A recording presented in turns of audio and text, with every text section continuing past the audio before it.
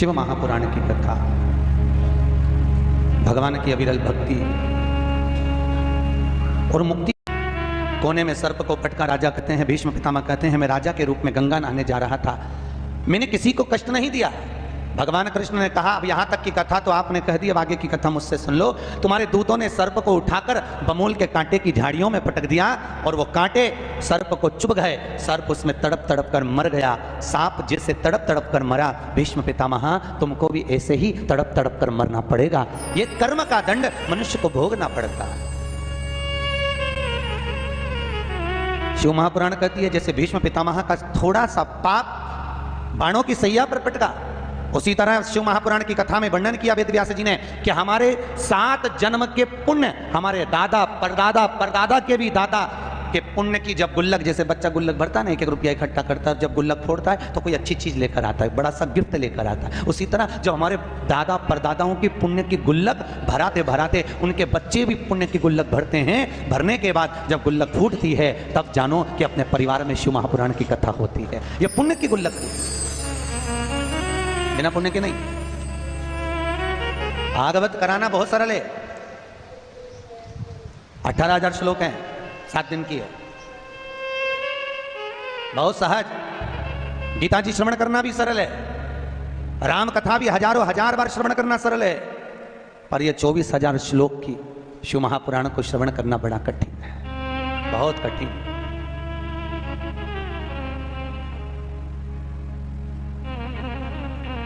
बहुत दूर का नाथ है भोलेनाथ, बहुत दूर। आज की दुनिया में सबसे ज्यादा लोग सबसे ज्यादा प्रेम करते हैं तो या तो नारायण से या ठाकुर जी से। भोलेनाथ जी का तो प्रसाद लेना भी कई लोग पसंद नहीं करते। कोई कहता है हम नारायण वाले, हम शंकर जी के मंदिर नहीं जाएंगे, हम प्रसाद नहीं लेंगे। कोई कहता है हम श्री जी वाले, हम शिव जी के मंदिर नहीं जाते, हम शंकर जी का प्रसाद नहीं लेते। भोलेनाथ जी बोले, भले प्रसाद मत लो, भले मेरी पूजन मत करो, भले मेरे मंदिर मत आओ, मुझे कोई चिंता की बात नहीं है। शंकर जी बोले, जीते जी नहीं आएगा, मरने के बाद तो आएगा। क्योंकि भोलेनाथ जी को तो उनके ससुर ने श्राप दिया है, दक्ष प्रजापति ने शंकर जी को श्राप दिया था, हे शिव, हे शंकर, हे भोलेनाथ, तुमने मेरा अपमान करा है। दक्ष प्रजापति बोले, मैं तुम्हें श्राप देता हूं कि तुम शमशान में निवास करोगे। शंकर जी बोले, जीते जी नहीं आएगा तो मरने के बाद तो शमशान आएगा, तब निपटूंगा तेरे से। अभी भले मेरा नाम मत ले, ऐसी गीली लकड़ी में जलवाऊंगा, 3 दिन तक ठंडा नहीं करवाऊंगा। काय को चिंता करता, पटक के रखूंगा। परिवार वाले तीसरे दिन आएंगे ना खारी समेटने, लोटा लेके, झोली लेके, तब भी आंच उसमें तपती रहेगी, तब पानी डाल डाल के ठंडा करेंगे, तब जाके हड्डी बीनेंगे। तो चिंता मत कर, ऐसी गीली लकड़ी में पटकूंगा तेरे, भले मत जब तू शिव। शिव है क्या? कौन है शिव? ऐसा कोई मनुष्य बता दो जिसके अंतर्गत शिव ना हो। कोई ऐसा मनुष्य बता दो जहां शिव ना, क्योंकि शिव निकल गया तो शव हो गया। शिव निकलने के बाद ही तो शव होता है। जब तक शिव अंदर है तब तक शरीर चल रहा है, तब तक भजन हो रहा है, तब तक भोजन हो रहा है, तब तक नाम जाप हो रहा है, तब तक नाम कीर्तन हो रहा है, तब तक नाम स्मरण हो रहा है। और जैसे ही इस मानव के शरीर में से शिव निकलकर बाहर हुआ, तब क्या रह गया? केवल, अरे बोलो तो, अच्छी जम के बोलो, शव। कथा में हमेशा बैठो तो अलमस्त बैठो, ऐसे मत बैठो कोई न मार ठोक के बिठाया हो। अंदर आते आते किसी ने कहा था कि चुपचाप जाके बैठे रहना, बिल्कुल मुंडी मत हिलाना, बिल्कुल अलमस्त बैठकर कथा सुनना चाहिए, आनंदमय। भगवान के सम्मुख में जब भी जाओ तो मस्त दिखना चाहिए भगवान को। जैसे माँ के सामने बेटा जाए, पिता के सामने पुत्र जाए, और बेटे का अगर मुख उतरा हो तो बाप कहता है, बेटा तुझे चिंता क्या है, बोल तो सही, मुझको बता क्या हो गया। कुछ नहीं पापा, कुछ नहीं। माँ पूछती है, बेटा तू भोजन नहीं कर रहा अच्छे से, क्या बात है, तुझे चिंता है कुछ? नहीं मम्मी, ऐसी कोई बात नहीं है। बेटे का मुख माँ बाप के सामने उतरा रहता है तो माता पिता को चिंता लगी रहती है। उसी तरह भोलेनाथ की कथा में अगर तुम्हारा मुख उतरा रहेगा तो परम पिता परमात्मा सोचेगा, ना जाने कौन सी चिंता रखकर कथा में बैठा है, इससे तो घर चले जा, आराम से वहां बैठ जा, यहाँ मेरे सामने मत बैठ। काय को ऐसा बैठे, अलमस्त बैठिए।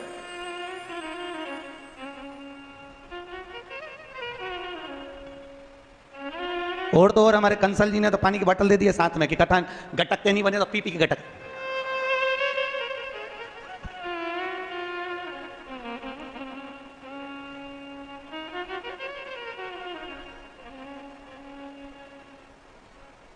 यहां तो पीने के लिए पानी दिया। एक बार अमरावती कथा करने गए तो वहां महेश्वरी महिला मंडल सती धाम में कथा करवाई। अमरावती में सती धाम बना हुआ है, बहुत अच्छा मंदिर है। सती धाम में कथा कर रही तो वहां डिस्पोजल में पानी दे रही थी जितने लोग कथा में आ रहे थे।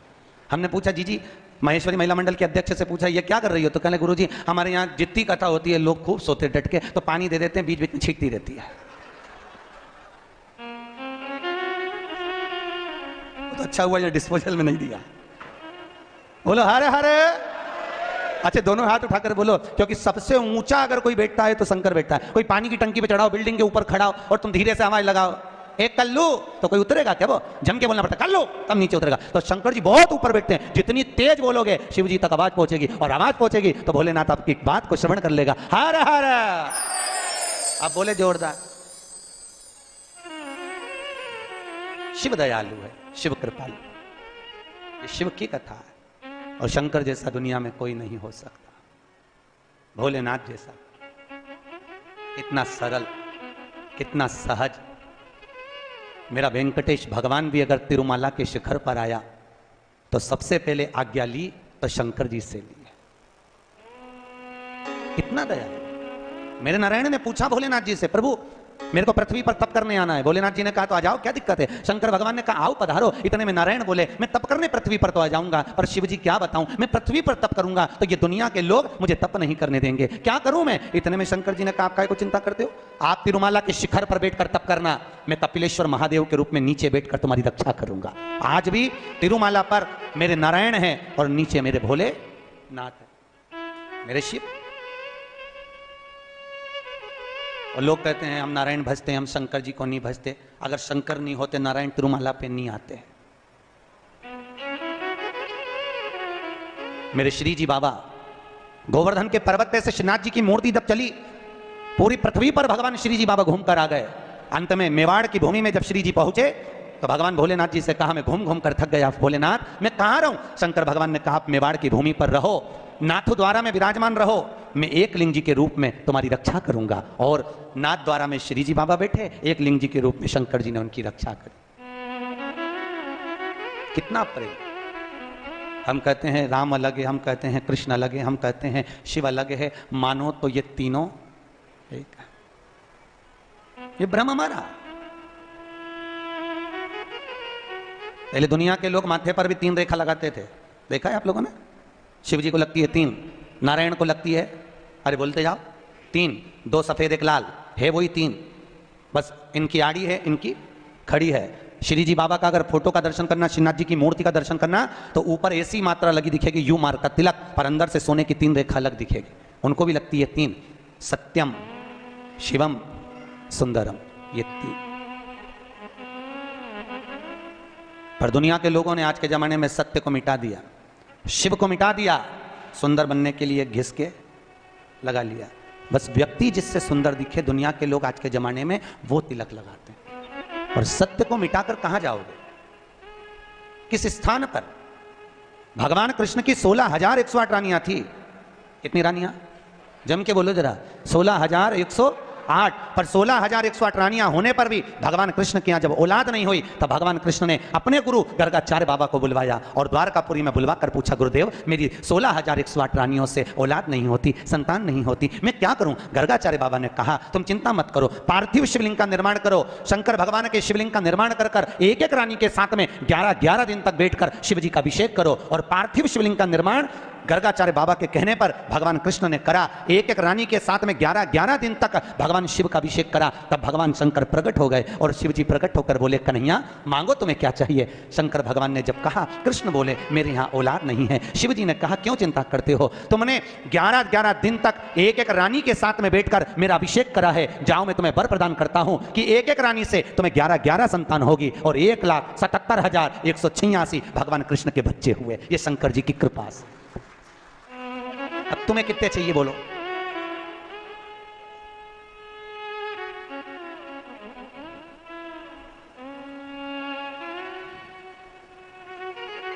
भगवान कृष्ण के यहां अगर औलाद हुई तो किसकी कृपा से?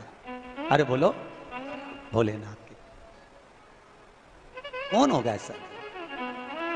कितना करुणामय, कितना दयालु, कितना आनंद देने वाला। ब्रह्मलोक के देवता भगवान ब्रह्मा, बैकुंठ के देवता भगवान विष्णु, और पृथ्वी का देवता अगर कोई है, इस मृत्यु लोक का अगर कोई देव है तो वो देवों का देव महादेव है। महादेव पृथ्वी का देव है। पर दुनिया के लोग ऐसे हैं ना कि बहुओं की आदत रहती है, पड़ोसन के तो खूब पांव पड़े, पड़ोसन की अम्मा के तो खूब चाय भी पिला दे, पर घर की सास के तो 30 त्योहार पे भी पढ़ ले तो बहुत बड़ी बात है। बहुत बड़ी। घर के लोगों की आदत ही ऐसी होती है।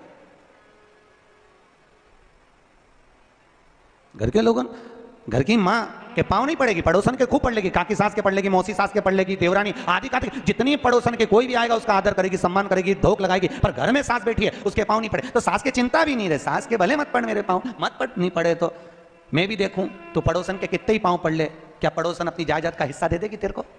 अरे बोलो तो, देगी क्या? नहीं। जायदाद का हिस्सा कौन देगी? सास। उसी तरह मृत्यु लोक का देव है महादेव। शंकर जी कहते हैं भले तू ब्रह्मा को भज, चाहे तेरी मर्जी पड़े नारायण को भज, पर मृत्यु लोक का देव तो मैं हूं, पाला तो मुझसे पड़ना है ना, तब निपटूंगा तेरे से, अभी तू जा जा। और फिर पाला कब पड़ता है? जब थोड़ी सी भी दिक्कत आ जाए, परेशानी आ जाए, एक्सीडेंट हो जाए, ब्लड प्रेशर ऊंचा नीचा हो जाए, शुगर बढ़ जाए, अटैक आ जाए, तब सीधे पंडित जी को फोन लगा के बोले महामृत्युंजय का पाठ करा दो। शंकर जी बोले अब आया मेरे पाले में, अब आया, और लगे हैं सब पाठ करने के लिए। कितना दयालु है सब।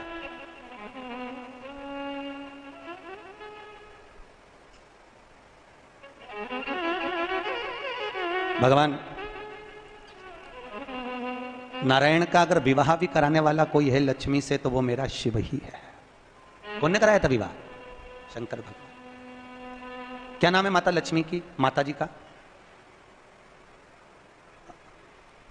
अरे यहीं तो कोई ऊपर बोल रहा था गुरुजी हमारे गुलबर्गा में तो खूब कथा होती है, आपको मालूम है गुरुजी? खूब कथा हुआ है हमारे यहाँ, खूब कथा चले। तो हमने कहा अच्छी बात है, बताओ जल्दी से माता लक्ष्मी जी की माँ का नाम क्या है?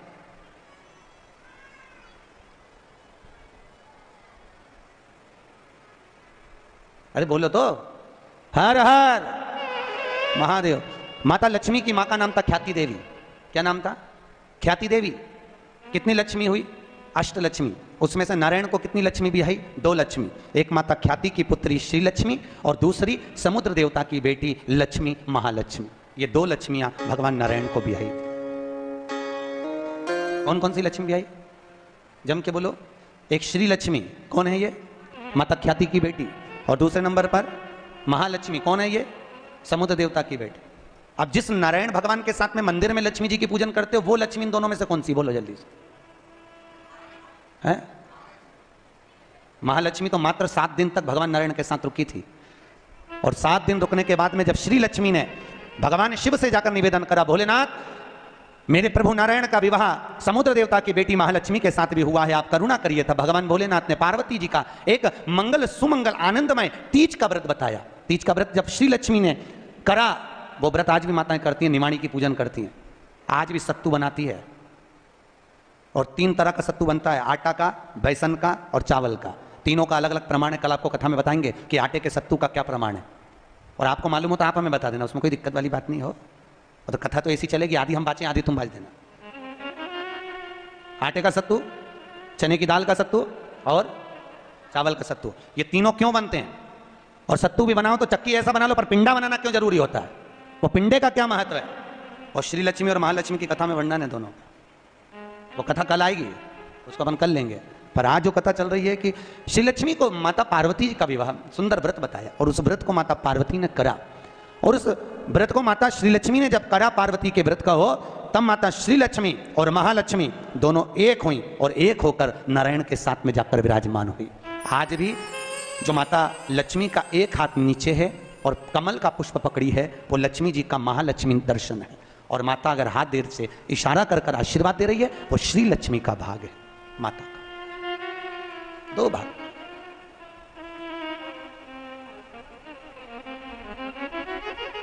दो भाग में विराज।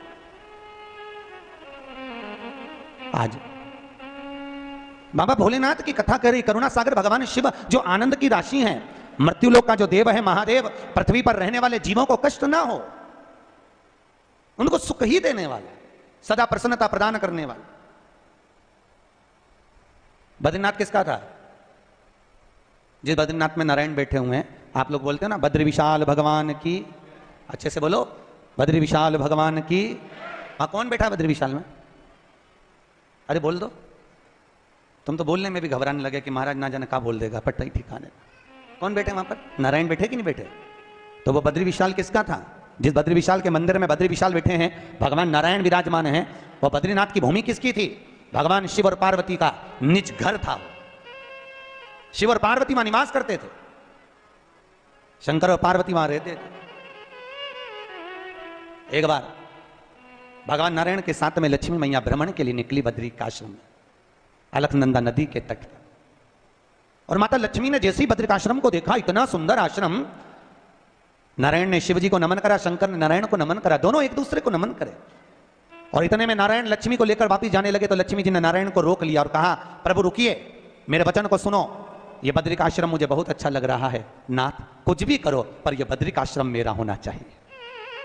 भगवान नारायण ने कहा, लक्ष्मी यह कभी नहीं हो सकता, क्योंकि यह शिव का वासा, ये शंकर की जगह, ये भोलेनाथ जी की जगह है, और अगर ये शंकर जी का निज निवास है, शंकर जी का स्थान है, तो तुम्हारा कैसे हो सकता है? लक्ष्मी जी बोली, प्रभु चाहे कुछ भी हो जाए पर ये बद्रिकाश्रम मेरा होना चाहिए। लक्ष्मी जी जिद पे अड़ गई। होता है या पत्नी अगर जिद पे अड़ जाए तो तुम्हें तो मालूम है, आधी रात के मेडिकल खुलवा के बाम की शीशी लेके आए, तो वो तो बद्रिकाश्रम। लक्ष्मी जी जिद पर अड़ गई। भगवान नारायण ने लक्ष्मी को खूब समझाया, क्यों उपद्रव करती है लक्ष्मी, मान जा, वो अपना नहीं है, जो अपना नहीं है वो अपना कैसे हो सकता है? नहीं प्रभु, मुझे तो वो बद्रिकाश्रम भाग गया और मुझे चाहिए, चाहे कुछ भी करो।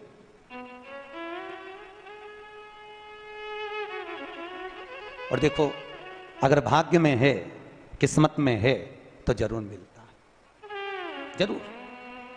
अब जैसे बैसाख के महीने में आप लोगों की किस्मत में शिव महापुराण है, तो बाबा ने यहाँ आकर सालासर भवन में, मैं अग्रवाल जी को बोल रहा था, सबसे ज्यादा किस्मत वाले तो अग्रवाल जी तुम हो, पर साथ में सालासर भवन जिस किसी का भी है, हमारे जो भी कलंत्री जी और अधिक जो 5 लोग 4 लोगों का ग्रुप है, पर सबसे ज्यादा भाग्यशाली तो ये हो गए कि इनका भवन। और ईमानदारी की बात बताऊं, हो सकता है क्योंकि कथा का अगर कोई रसिक होता है ना, तो कथा का रसिया अगर कोई है तो हनुमान जी महाराज को कथा का रसिक कहते हैं। अगर पृथ्वी लोक पर कोई कथा सुनने वाला कोई है तो वो श्री हनुमान जी हैं।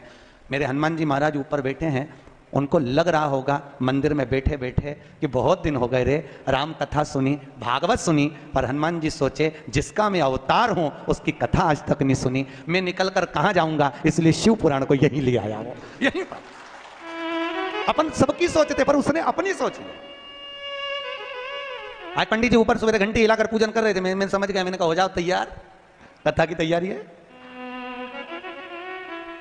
ये करुणा उनकी, ये कृपा उनकी है, और बिना करुणा बिना कृपा के नहीं हो सकता।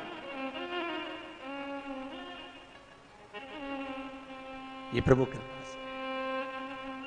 अच्छा, ये व्यासपीठ उधर होती और हनुमान जी का मुंह उधर होता, आपको क्या मालूम था? पर व्यासपीठ यहां, श्रोता वहां, और एकांत में बैठकर, एकांत में बैठ, हम हमेशा कहते हैं कथा कहां बैठकर सुनना चाहिए। कई बार हम कथा में बोले कथा कहां बैठकर सुनना चाहिए, हम तो कहते हैं जहां तुम्हारा दुश्मन बैठा हो उसके पास में बैठकर सुनो। क्यों?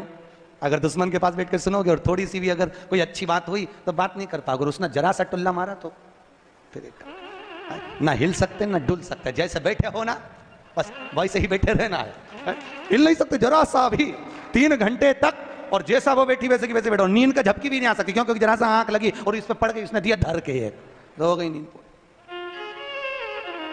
कथा करे सर। अब लक्ष्मी मैया बोली, प्रभु चाहे कुछ भी हो जाए, या बद्रिकाश्रम तो हमारा होना चाहिए। बाबा भगवान नारायण ने कहा, जिद पर अड़ गई, क्या करूं? भगवान बोले, चिंता मत कर, ये बद्रिकाश्रम तेरा होगा। और भगवान नारायण आज शिव जी के मंदिर के बाहर दरवाजा बंद था, और दरवाजे की चौखट पर नारायण ने बालक का रूप ले लिया, और छोटा सा रूप रखकर नारायण किलकारियां भर भर के रोने लगे, खूब रोए। इतने में अंदर आवाज गई शिव जी के पास में, तो भगवान भोलेनाथ जी तो कुछ नहीं बोले, पर पार्वती जी बोली।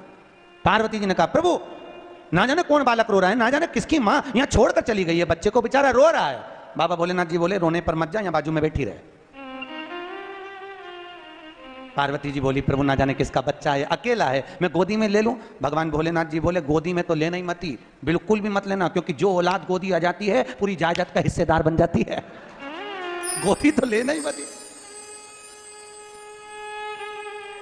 प्रभु आप लोगों को मालूम होगा, जिनके बच्चे नहीं होते तो वो गोदी लेते हैं, गोदी लेते तो जायदाद का हिस्सेदार हो गया। गोदी तो लेने ही मत। बाबा भोलेनाथ जी, पार्वती बोली प्रभु आप इतने बड़े दयालु, इतने बड़े धर्मात्मा, भोलेनाथ, काशी विश्वनाथ, हे महाकाल, हे मेरे मल्लिकार्जुन, हे मेरे शिव, आप इतने धर्मात्मा, इतने पुण्यात्मा, और आज आप कैसी बात कर रहे हो, गोदी लेने के लिए मना कर रहे हो। बाबा भोलेनाथ जी बोले मैं मना नहीं कर रहा, पर बात इतनी सी है कि किसको गोदी लेना चाहिए तुझे नहीं मालूम। पार्वती जी जिद में अड़ गई, छोटा सा बच्चा लेने में क्या जाता, इतना सा बच्चा थोड़ी ना कर रहा है कि मुझे पूरी इजाजत दे दो। भगवान भोलेनाथ जी ने खूब समझाया, पार्वती तू बहुत भोली है। पार्वती जी बोली मैं तो गोदी लूंगी, और नारायण को माता पार्वती ने गोदी में उठा लिया, अंदर लेकर आ गई। अंदर लेकर आई।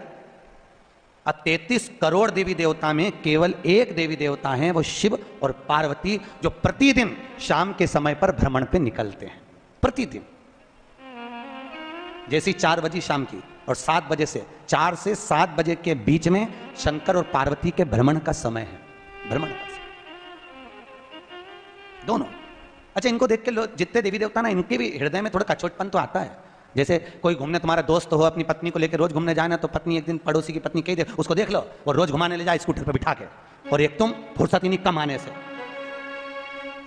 अच्छा, होती कि नहीं होती, ईमानदारी से बोलो, आती ना, वो तुरंत ले गए, और तुम देखो हम तो इतनी बार के तुम कभी नहीं लेके जाते। अच्छा, भगवान शंकर और पार्वती को देख के भी नारायण और लक्ष्मी के बीच में बहुत विवाद होता है। देख लो, लक्ष्मी एक बार नारायण जी से बोली, देखो शाम हुई और चल दी है, और तुम तो कभी लेके जाते ही नहीं हो। भगवान नारायण बोले मैं तो लेके चले जाऊं, ले जाने में दिक्कत नहीं है, पर तेरे संग में इतना प्रपंचा है कि तू 2 घंटे में तो तैयार हो, और तैयार हो तो यहाँ का ताला लगा, वहां की चाबी लगा, तो मुझे एक बात बताओ, फिर ये दोनों कैसे निकल जाते हैं। इतने में नारायण बोले उनके यहाँ कोई प्रपंचा नहीं, कैलाश पे रहते, शमशान में रहते, अलमारी भी नहीं उनकी यहाँ, ताला चाबी लगाना पड़े, और उनके घर में तो कहीं का घुस भी नहीं सकता क्योंकि बब्बा बैठा, घुसे तो घुसेगा। जिसके पास ज्यादा माल, चिंता उसको, ताला चाबी वो लगा है, घूमने वो नहीं जा, और जिसके पास कुछ है ही नहीं वो तो गाड़ी उठाए बैठ पीछे, वो जा है ही नहीं तो चलो, क्या करोगे, क्या चिंता उसको जिसके पास।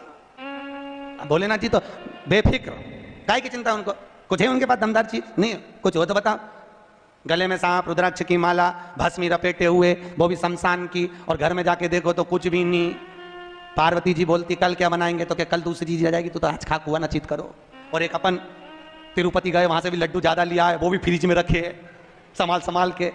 अच्छा, देने का मन भी नहीं कर रहा, इतने लड्डू रखे पर देने का मन नहीं, ना सास खा रही ना बहू खा रही। आखिरी में जब उसमें घी की बदबू आने लगी, तब जाकर बर्तन वाली को, झाड़ू वाली को दिया। आज के जमाने में झाड़ू वाली, बर्तन वाली इतनी होशियार, तुम्हारे यहाँ से लेके नली में पटक के हिलाए, काय को खा रही, देने का मन नहीं करे, अच्छा रखा रहे तो नहीं देता। मने होता है व्यक्ति के जीवन में सबसे बड़ी बात, सबसे पहली रोटी घर में किसकी बनती है, गाय की, पर गाय के मुंह में जाती है कि सबसे पहले नहीं, पहले बनेगी, बन के डब्बे पे धरी रहेगी, डब्बे पे से उठी फ्रिज पे पड़ी, फ्रिज पे से उठी अलमारी पे पड़ी, अलमारी पे से उठी ओटला पे पड़ी, शाम के 4 बजे गाय आई तब उसके मुंह में गई, तब तक रोटी में चींटी पड़ गई, पानी पड़ गया, कड़ली ठट हो गई और रोटी गल गई, बेकार हो गई। उसी तरह हमने अपना जीवन बनाया, बचपन अच्छा था भगवान को नहीं दिया, जवानी अच्छी थी भोलेनाथ को नहीं दी, अधेड़ी अच्छी थी भोलेनाथ को नहीं दी, जब रोटी गल गई, सड़ गई, पूरा बुढ़ापा आ गया, आंख से दिखाई नहीं दे, मुंडा से खाता नहीं बने, कानों से सुनाई नहीं दे, पाँवों से चलता नहीं बने, हाथ से कपती बने। अब बच्चों से के मारे साला सर भवन छोड़ दिया, अब कौन छोड़ेगा, अब कौन छोड़ेगा। हे भोले, हे भोले, कौन छोड़ेगा। पूरी गल गई, सड़ गई, क्या मतलब, क्या मतलब।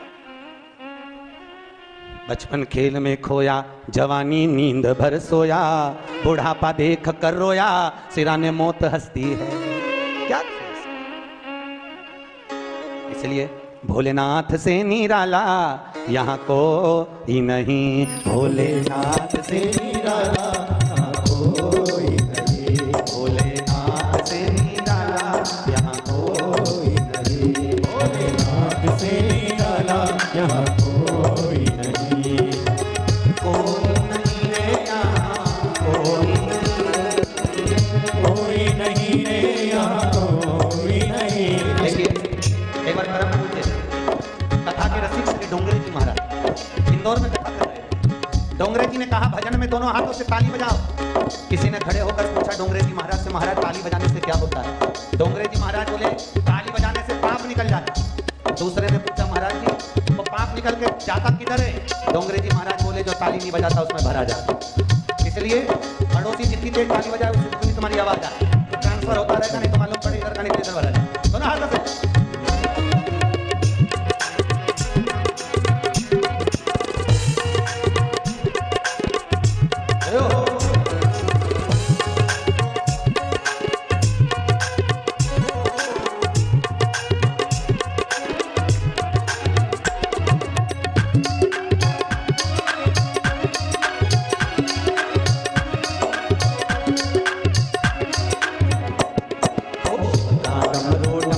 बोले अगम निगम के भेद खोले। शिव का डमरू डम डम बोले अगम निगम के भेद खोले। शिव का डमरू डम डम बोले अगम निगम के भेद खोले। शिव का डमरू डम डम बोले अगम निगम के भेद खोले। डमरू बजाने वाला कोई नहीं, ऐसा डमरू बजाने वाला कोई नहीं। भोलेनाथ से निराला यहाँ कोई नहीं। भोलेनाथ से निराला यहाँ कोई नहीं। शंभुनाथ से निराला यहाँ कोई, शंभुनाथ से निराला यहाँ कोई नहीं। कोई नहीं रे यहाँ कोई नहीं, कोई नहीं रे यहाँ कोई नहीं। कोई नहीं रे यहाँ कोई नहीं, कोई नहीं रे यहाँ कोई नहीं। भोलेनाथ से निराला यहाँ कोई, भोलेनाथ से निराला यहाँ कोई नहीं।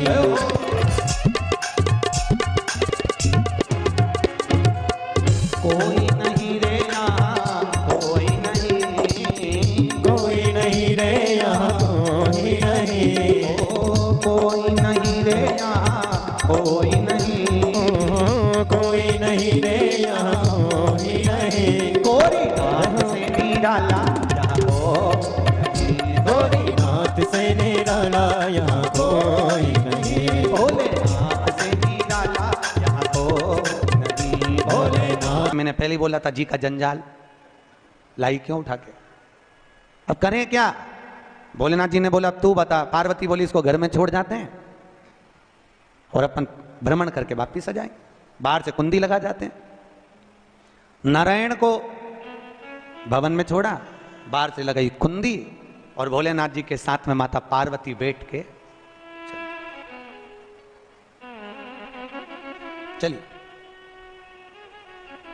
अब शिव जी के साथ में माता पार्वती जब भ्रमण करने को निकली, पहुंची, भ्रमण कर कर जब वापिस आई, वापिस जब पहुंची, कुंडी खोली, अंदर दरवाजा धकाया, कोई अंदर से बंद कर लिया। प्रभु कौन है अंदर? कोई खोलने को तैयार नहीं। अरे अंदर कौन है? कोई नहीं खोले। बाबा भोलेनाथ जी को तो मालूम था, और ले गोदी। शिव जी को तो मालूम है गोदी लिया है तो अब पार्वती जी कुंडी बजा रही है। पार्वती जी ने भोलेनाथ जी से कहा मुझे लगता है कोई अंदर प्रेत है। बाबा भोलेनाथ जी बोले भूत भावन भावेश्वर में तो स्वयं यहाँ, कहाँ का भूत अंदर आएगा? जब स्वयं भूतेश्वर यहाँ हो तो भूत कहाँ जाएगा?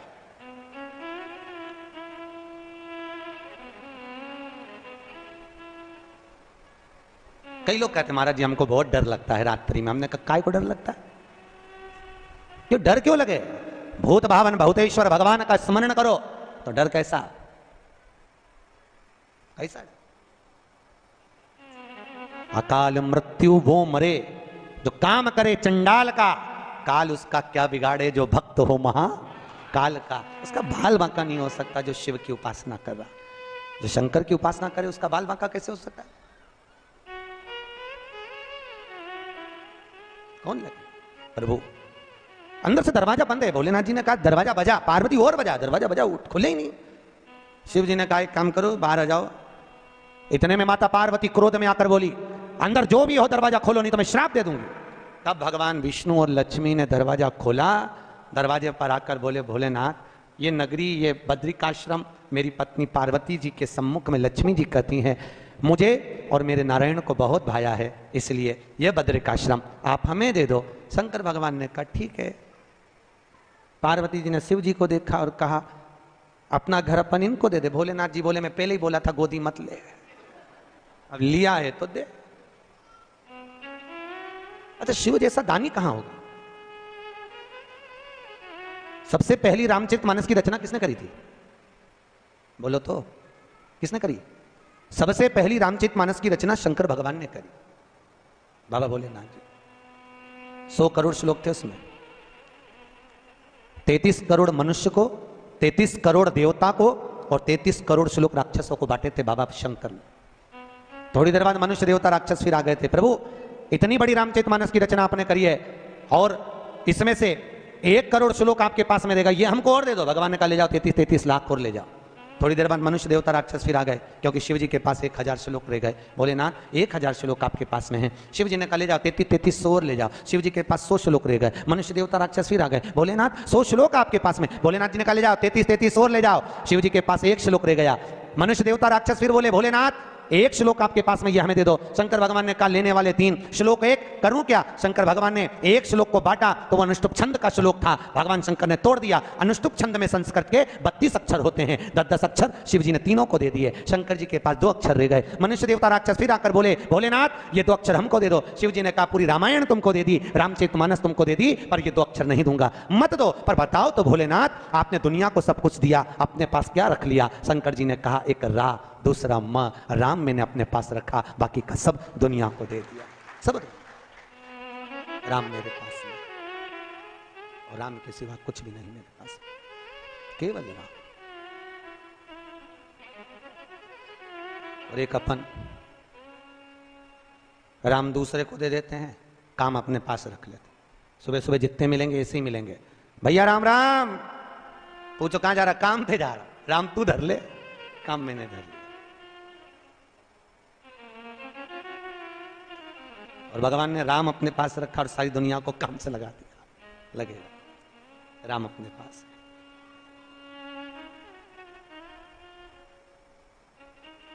और आज नारायण बोले ये बद्रिकाश्रम हमें दे दो, शिवजी बोले ले लो, मना नहीं है। पार्वती जी ने शिव जी को देखा, भोलेनाथ जी बोले मत घबरा, क्यों चिंता करती है? अपन तो शमशान के रहने वाले, कैलाश पे रहने वाले, अपने को घर की जरूरत क्या है?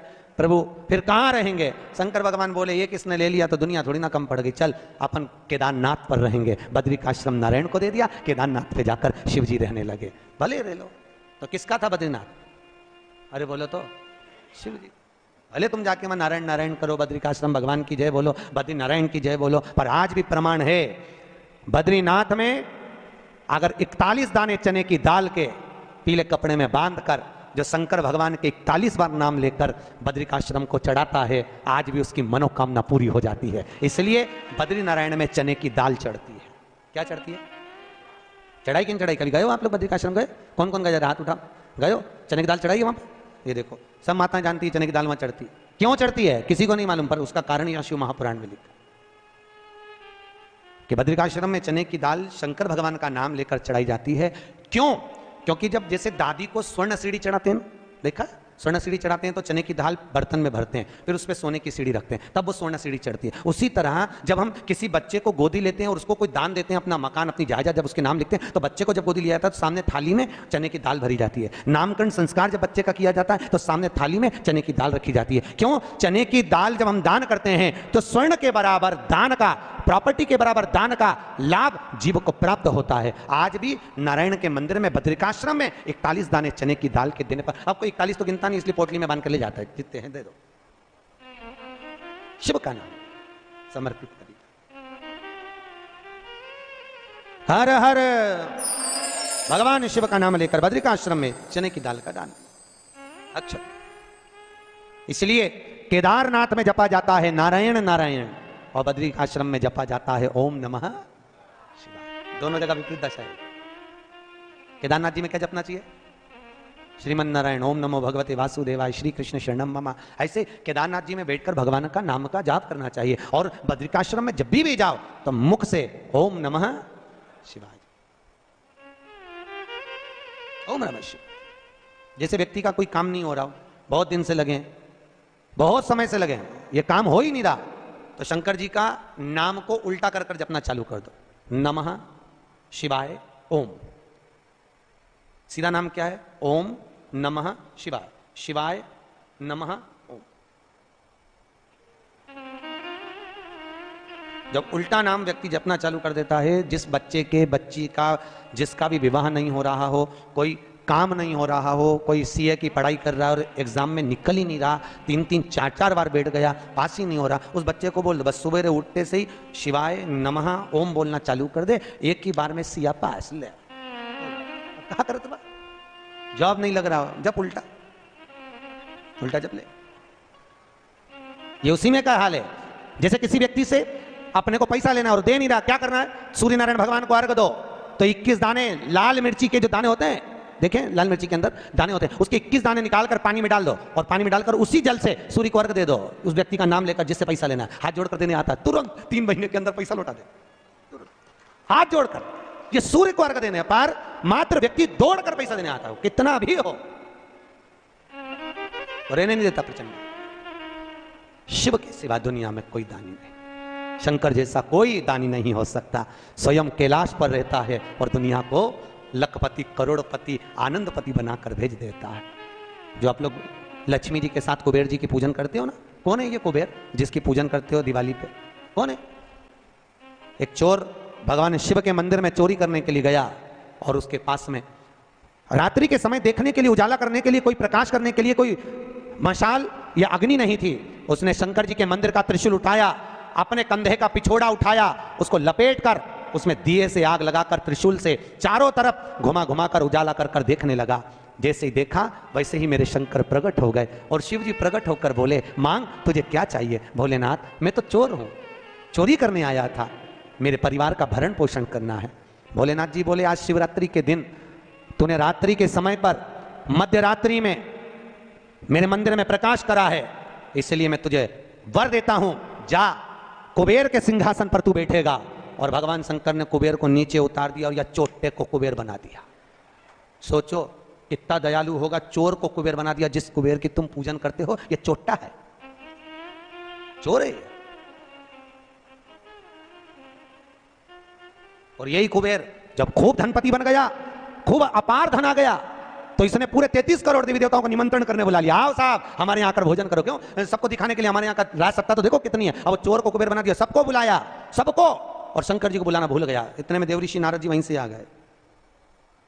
नारद जी ने कहा, क्या बात है कुबेर जी? कुबेर जी बोले, आज हमारे यहाँ भोजन है, कल आप भी आना, बड़े प्रेम से पाना। नारद जी बोले, हम तो पालेंगे, पर ये तो बता चोटे, तेरे को जिसने कुबेर बनाया उसको बुलाया? कि महाराज मैं उसको भूल गया। होता है, दुनिया के लोगों की रीति है। जब व्यक्ति जिसके माध्यम से आगे बढ़ जाता है, बढ़ते चले गया, धनपति हो गया, सब कुछ बना लिया, पर जिसके पूंजी से, जिसके धन से, जिसकी संपदा से, जिसके आशीर्वाद से व्यक्ति आगे बढ़ता है, उसको व्यक्ति भूल जाता है। बस उसी को भूला, उसी को। बाबा कुबेर जी ने कहा मैं तो भूल गया, अब क्या करूं? नारद जी ने कहा जाओ विनती करो। नारद जी ने जैसे ही कहा, कुबेर दौड़ कर गया भोलेनाथ जी के पास में, हर हर। भोलेनाथ जी ने पूछा, बोलो क्या बात है? इतने में कुबेर बोला, प्रभु मेरे से गलती हो गई, मैं आपको निमंत्रण देना भूल गया। शंकर जी बोले, कोई बात नहीं, देखो ये बड़ी बड़ी पार्टियां तो मैं तो वैसे भी अटेंड नहीं करता भैया, इतनी बड़ी बड़ी पार्टी मैं अटेंड नहीं कर सकता, तो कौन अटेंड करेगा? इतने में भगवान भोलेनाथ जी बोले, मेरा जो छोटा बेटा है गणेश, वो अटेंड करेगा। इतने में कुबेर बोला, प्रभु वो इतना सा तो रखा है, क्या खाएगा? इतना तो केना था। शंकर भगवान को हंसी आ गई, इसीलिए तो उसको अटेंड करने भेज रहा हूं, इसीलिए उसको भेज, वो क्या खाएगा? बाबा भोलेनाथ जी बोले, अब तो इस समय बताएगा कितना खाता है। कार्तिकेय जी को गुस्सा आ गया। कार्तिकेय जी ने अंदर माता पार्वती से कहा, माँ। माता पार्वती जी ने पूछा, क्या बात है? माँ घर का बड़ा बेटा कौन है? भगवान पार्वती जी ने कहा, कार्तिकेय तू। जब बड़ा बेटा मैं हूं तो सबसे पहले पार्टी अटेंड करने का हक किसका? तेरा। तो शंकर जी ने, पिताजी ने गणेश जी को कुबेर भैया के यहाँ भोजन करने क्यों भेजा? शंकर जी आएंगे, उनसे पूछेंगे। भोलेनाथ जी जैसे आए, पार्वती ने पूछा, क्यों उपद्रव करवाते हो प्रभु, ये सब प्रपंचा क्यों करवाते हो? जब तुम्हारे दोनों बेटे बराबर हैं तो फिर ये बड़े को तुमने भेजा क्यों नहीं? इतने में शंकर जी बोले, मुझे मालूम है कहां पर, कौन सी पार्टी में, किसके घर किसको भेजना, लिफाफा लेके। मुझे सब मालूम, कौन सी शादी किसको अटेंड कराना ये मुझे मालूम है, इसलिए मैंने गणेश जी को वहां भेजा। और गणेश जी से कहा, बेटा अच्छे से जीवना। गणेश जी बोले, पिताजी नाक कटाऊंगा नहीं, क्योंकि नाक मेरी लंबी है, तुम चिंता करो मत। जीवने बैठा तो उठूंगा नहीं जब तक आपकी सूचना आएगी नहीं। और गणेश जी महाराज पहुंच गए। शाम को 7 बजे भोजन का टाइम, 4 बजे पहुंच गए। और 4 बजे जैसे गणेश जी पहुंचे, आवाज लगाई, कुबेर भैया, कुबेर भैया। अब जैसे बोले कुबेर भैया, तो कुबेर भैया तो नहीं आए। कुबेर जी की धर्मपत्नी निकलकर बाहर आ गई। और कुबेर जी की पत्नी ने कहा, गणेश जी भोजन का टाइम तो 7 बजे। इतने में गणेश जी बोले, भाभी जी सब लोग जिम में आ जाएंगे, मैं छोटा सा कहाँ बैठ के जिमूंगा, इसलिए आ गया। अंदर से कुबेर जी बोले, अब आ गया है तो जिम लेने दो। अच्छा जितने जिम के जाएंगे टाइम तो निकल जाएगा, और समय 33 करोड़ देवी देवता का भोजन बना, इसको जल्दी जल्दी जिमा जुमू के नचीत कर। ऐसे गणेश जी को बिठाया, आओ गणेश जी बैठो। भाभी ने कहा बैठो। गणेश जी बोले, भाभी बैठ जाऊं? हाँ बैठ जा। चौकी लगा के गणेश जी के बिठा दिया। और अब थाली जैसे ही लगी, भाभी थाली लगा के लाई, गणेश जी खाते गए। जैसे ही खाते गए, 33 करोड़ देवी देवता का भोजन 15 मिनट में निपटा गया। 33 करोड़।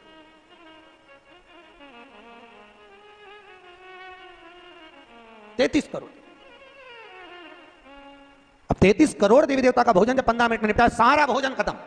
गणेश जी आवाज लगाए, भाभी और लिया। भाभी गई तो चने की दाल की बोरी, चावल की बोरी, आटे की बोरी, सूखी सूखी धरी आई। वो सूखा सूखा ही खा गया। घर का जितना माल था, दुकान का जितना माल, भंडारे का जितना माल, सब खा गया। इतने में कुबेर जी की पत्नी दौड़ती दौड़ती गई, स्वामी स्वामी। स्वामी जी बोले क्या हो गया? कुबेर जी बोले हुआ क्या कि वो सब खा गया। कि कौन? तो कि वो गणेश। तो कि वो तो इतना सा था। तो वो इतना सा तो है पर तोन जोरदार है, सब खा गया। इतने में कुबेर जी नारद जी के पास पहुंचे तो नारद जी तो आनंद में लगे हुए थे, खूब अलमस्ती। नारद तो नारद वो अलमस्ती में। श्रीमन्नारायण श्रीमन्नारायण श्रीमन्नारायण श्रीमन्नारायण श्रीमन्नारायण श्रीमन्नारायण नारायण नारायण श्रीमन्नारायण नारायण नारायण। दोनों हाथों से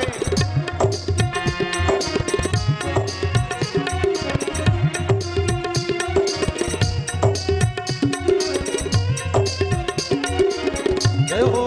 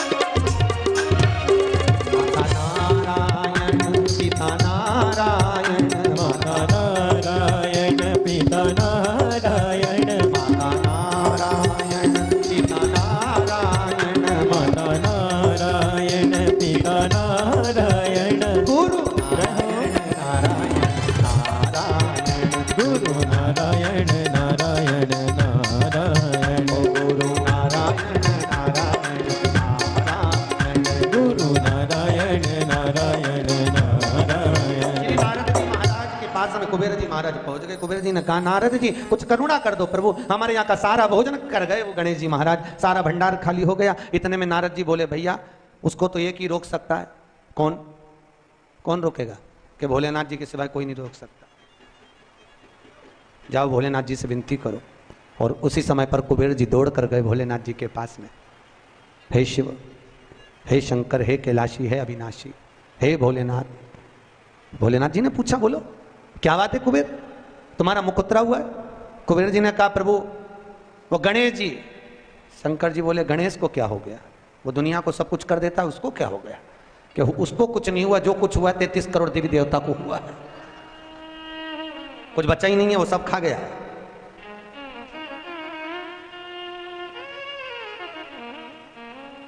भगवान शिव ने कहा क्या चाहते हो? उनको जीवने से रोक दो प्रभु, कुछ बचा ही नहीं है, आप देखेंगे। शंकर जी ने एक दूबा दुर्बा उठाकर दे दी कि गणेश जी को दे देना कि ना ये दांत खरोच ले।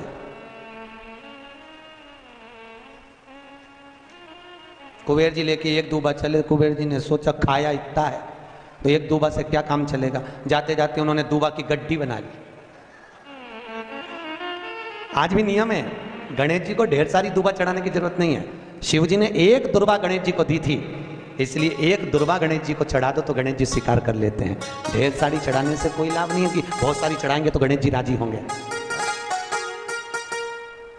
तो कुबेर जी ने चलते चलते बहुत सारी उठा ली थी, गणेश जी को ले जाके दे दी, लो प्रभु ये। कहां चढ़ाते हैं दुर्बा? गणेश जी का जो दांत टूटा है उस दांत की ओर गणेश जी को दुर्बा समर्पित करी जाती है। इसलिए हमारे हिंदू धर्म में दो तरह के गणेश जी का प्रमाण कहा जाता है, एक राइट सूंड के गणेश, एक लेफ्ट सूंड के गणेश।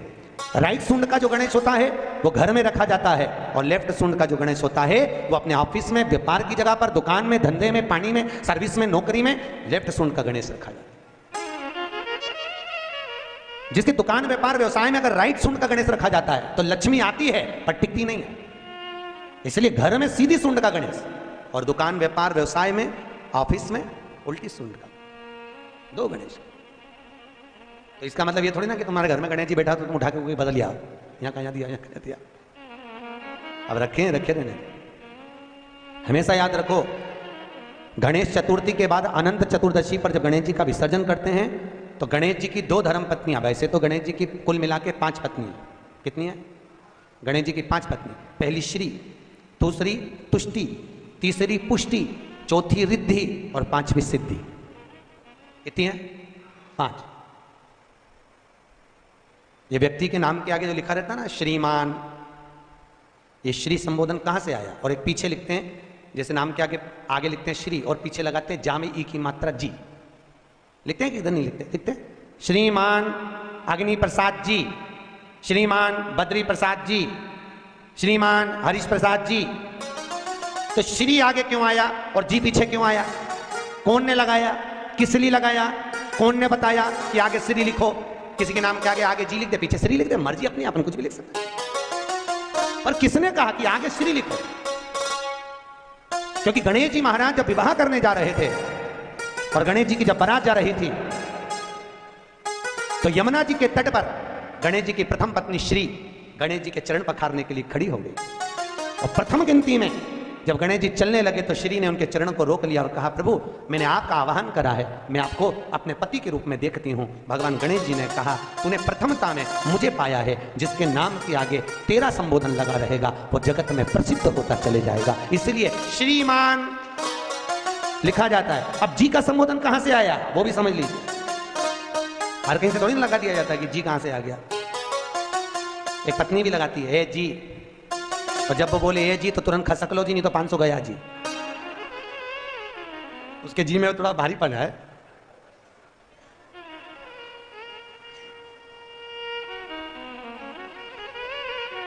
तैतीस करोड़ देवी देवता में सबसे सुंदर जोड़ी थी शंकर और पार्वती की। सही है कि गलत है? कभी नहीं झगड़ते थे। इसलिए पृथ्वी पर ना तो लक्ष्मी जी के व्रत हैं, ना ब्रह्माणी के व्रत हैं, ना इंद्राणी के व्रत हैं। अगर पूरी पृथ्वी पर सबसे ज्यादा व्रत किसके हैं? माता पार्वती। तीज का व्रत किसका? पार्वती का। चतुर्थी का व्रत किसका? पार्वती का। चौथ का व्रत किसका? पार्वती का। छठ का व्रत किसका? पार्वती का। जितने व्रत है सब माता पार्वती। लक्ष्मी जी का कोई व्रत है क्या? अरे बोलो तो, ये आप लोग वैभव लक्ष्मी का व्रत करते हो, ये पुराना व्रत नहीं है, ये तो अभी अभी लोगों ने चालू कर दिया। ये लक्ष्मी, यहाँ कई लोग अमावस्या के दिन, दिवाली के दिन व्रत रख लेते हैं, हमारे शास्त्रों में उसका भी प्रमाण नहीं है। वो तो तुम लक्ष्मी के चक्कर में रख लेते कि दिन भर भूखी रहूंगी तो लक्ष्मी जल्दी आ जाएगी।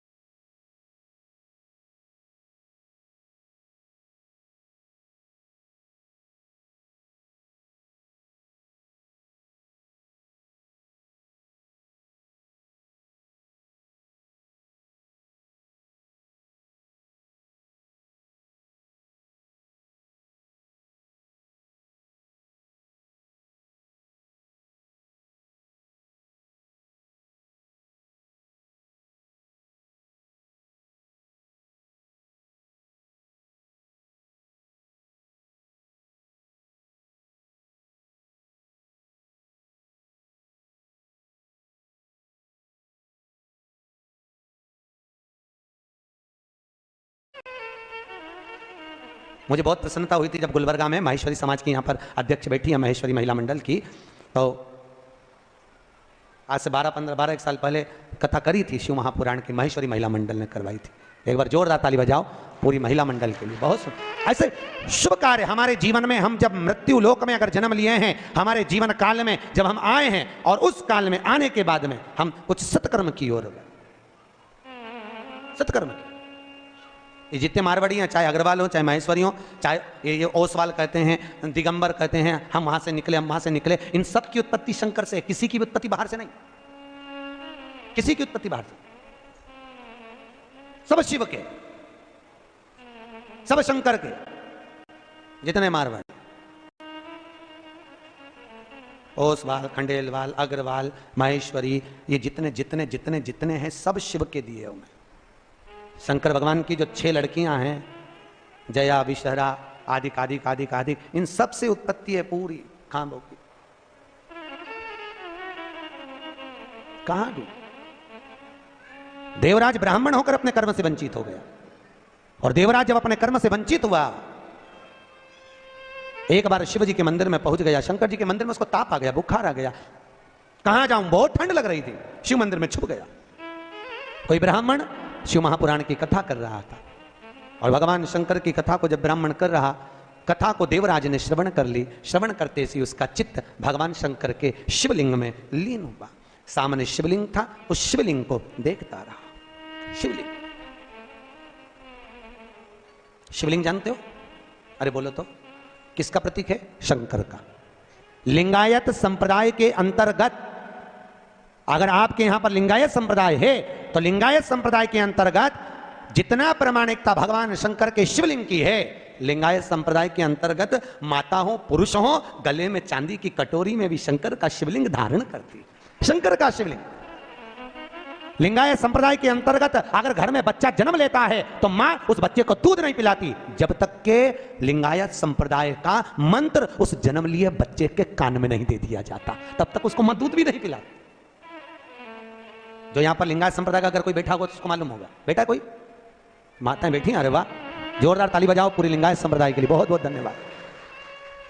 शंकर भगवान के शिवलिंग का स्मरण करना, शंकर के शिवलिंग का जलभाग ग्रहण करना, शंकर भगवान के शिवलिंग को आनंद सुख में अपने गले में धारण करना, यह हृदय से शिव को लगाकर रखना, शंकर को अपना बना।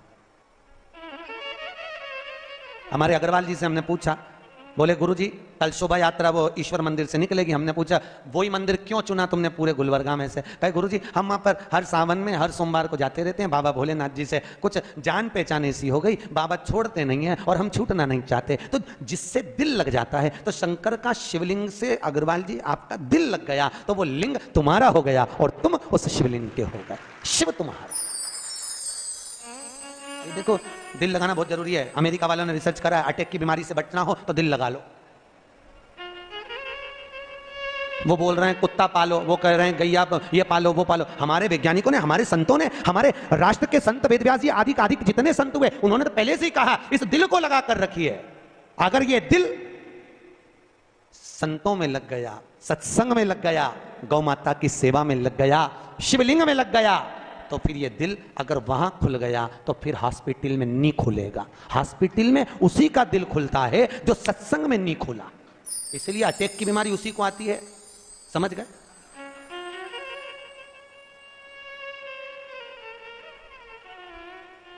किसी ने कितना सुंदर गाया है, बताओ ना हमें लोगों, हमें दिल की बीमारी सताओ ना हमें लोगों, हमें दिल की, बोलो तो, बीमारी। हमारा वेद काशी में वो त्रिपुरारी है, हमारा वेद काशी में वो त्रिपुरारी है। सताओ ना हमें लोगों, हमें दिल की बीमारी। हमारा दिल में एक बीमारी है और जिसके दिल में बीमारी लग गई उसका एक मरीज का एक डॉक्टर, और वो डॉक्टर भी मेरा कैलाशी अविनाशी, मेरा शंकर, मेरा विश्वनाथ है। दुनिया में कोई इलाज नहीं कर सकता जो मेरा शिव कर सकता है। शंकर जो कौन करेगा?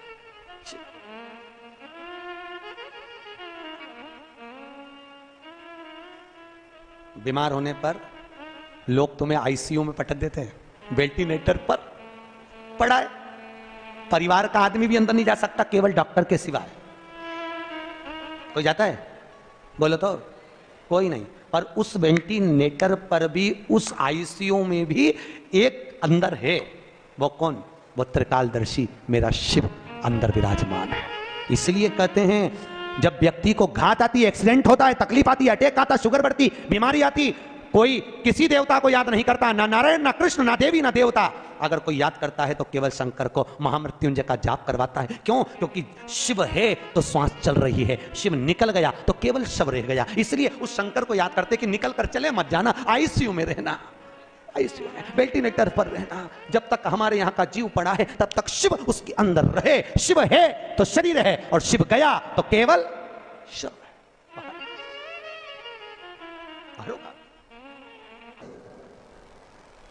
कहां पहुंचा? हर जगह पर तलातल, रसातल, वायुचर, जीव, जहां जहां देखो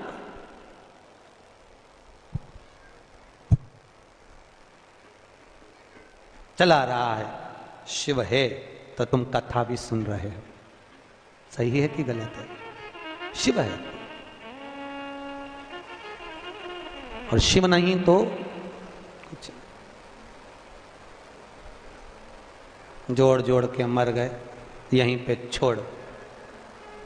जब कोई मर जाता है तो लोग पूछते हैं, गुरुजी ये बताओ, लोग मर गए तो राम नाम सत्य कहते कि नहीं कहते? और वो उसके अर्थी लेके जाते हैं तो फेंकते, फूल, मखाना और चिल्लर, खुला पैसा इधर फेंकते कि नहीं फेंकते? फेंकते।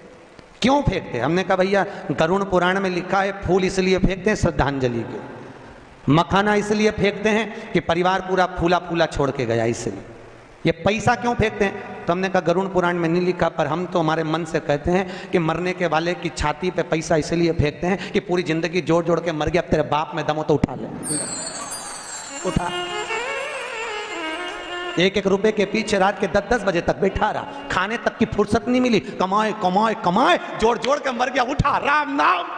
अरे बोलो तो सत्य है, राम नाम, उठा, अब दम हो तो उठा ले। और कल्ला ठूर जैसा पड़ा, और छाती पे पैसा पड़ा, जिसके लिए पूरी दिन दिन रात रात लगा दी, खाने की फुर्सत नहीं, कमाओ कमाओ कमाओ, जोड़ो जोड़ो, 8 बजे से लेकर रात के 10-10 बजे तक दुकान नहीं छोड़े, कमाओ कमाओ कमाओ, एक एक रुपए के पीछे झगड़ा कर ले। अब उठा, उठा, खुद की औलाद खुद की छाती पे फेंक रही, राम नाम सत्य के, उठा ले। अच्छा ऐसा पड़ा, उठा ले। अब तो नाक में भी रुई धरी, उठा, उठा। जिसको कमा कमा के मर गए उसी को तुम्हारी छाती पे पटका कि ये रुपया किसी काम का नहीं दादा, कर लिया सो काम है, भज लिया सो राम है, और दे लिया सो दान है। ये शिव महापुराण की कथा यही सीख देती है। इसलिए तो शंकर जी शमशान में बेफिक्र होकर रहते हैं कि अलमारी हो तो चाबी लगाना पड़े, अपन तो खुला छोड़ो और घूमने चलो। क्या मतलब? आग लगे बस्ती में, अपन रहो मस्ती में। क्या मतलब? नामदेव जी का चरित्र सुना? नामदेव जी, एक बार नामदेव जी की कुटिया में आग लग गई। गांव के लोग इकट्ठे हुए, उन्होंने नामदेव जी के घर में से गद्दा वगैरह चटाई वगैरह निकाल ली, थोड़ी किताब।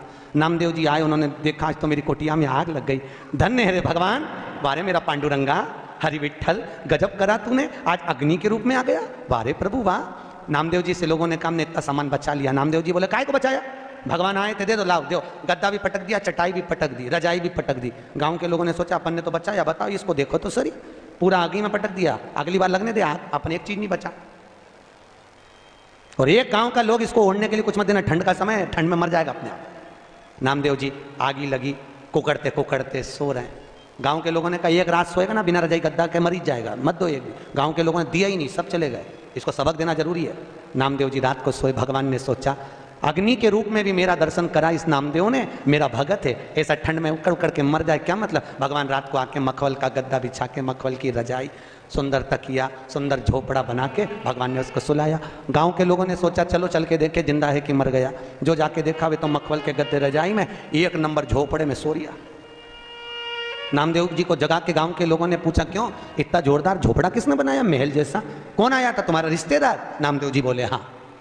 एक रात में बना गया? हाँ भैया नामदेव तेरा रिश्तेदार झोपड़ा अच्छा बनाया है, ऐसा झोपड़ा हमारा भी बनवा दे। नामदेव ने कहा लगाओ आग। अभी तुम्हारे घर में आग लगाओ, वो बना के जाएगा। प्रैक्टिकल तो करो, करो तो सच।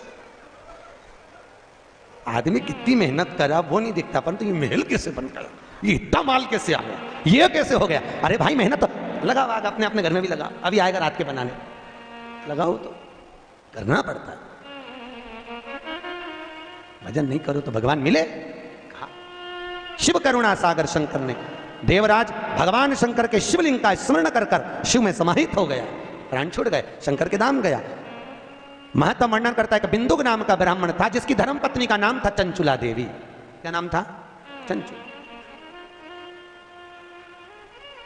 एक होती है धर्म पत्नी, एक होती है पत्नी। ये चंचुला जो थी ये धर्म पत्नी नहीं थी, ये पत्नी थी। धर्म पत्नी और पत्नी दोनों में जमीन और आसमान का अंतर होता है। धर्म पत्नी पति को धर्म के पथ पर लेकर जाती है, धर्म पत्नी पति को शिव महापुराण तक लेकर जाती है, और पत्नी पति को सिनेमा घर तक लेकर जाती है। अंतर है।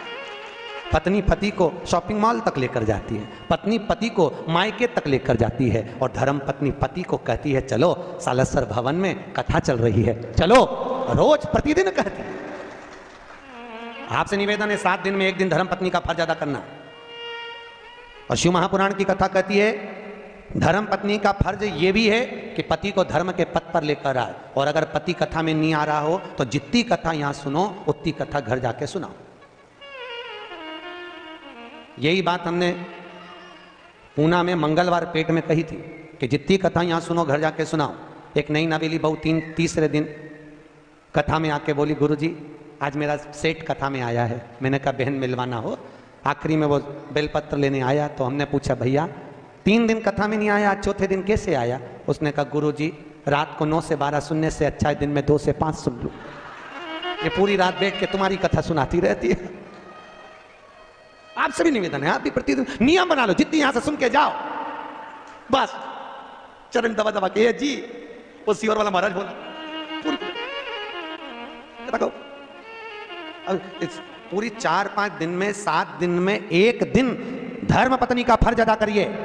धर्म पत्नी का फर्ज, और वो धर्म पत्नी का फर्ज है पति को। देखो इनके नाम के आगे कहीं नहीं लिखा वेद व्यास जी ने। कोई महाराज यहां पर आके बोला कभी कथा में कि धर्म पति? नहीं बोला कहीं का, नहीं। क्योंकि संतों को मालूम था, वेद व्यास जी को मालूम था घर परिवार चलाना है तो झूठ बोलना पड़ेगा, कपट करना पड़ेगा, बेईमानी करना पड़ेगा, प्रपंच करना पड़ेगा, तब जाकर ये घर चला पाएगा। इसलिए पुरुषों के नाम के आगे धर्म पति नहीं लिखा, पर तुम्हारे नाम के आगे धर्म पत्नी इसलिए लिखा कि ये कैसी भी कमाई करके लाएगा, चाहे झूठ बोल के लाए, बेईमानी करके लाए, प्रपंच कर लाए, पर लाकर किसको देगा?